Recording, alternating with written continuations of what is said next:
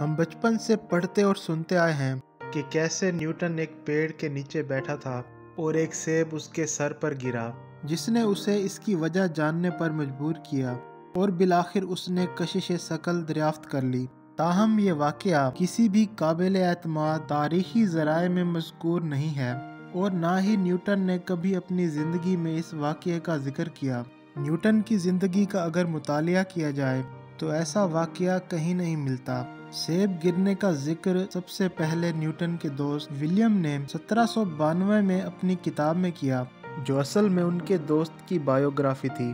وہ لکھتے ہیں کہ نیوٹن کے دماغ میں کشش ثقل کا خیال اس وقت آیا جب وہ سوچ بچار کے موڈ میں بیٹھا تھا اور پھر ایک سیب گرا۔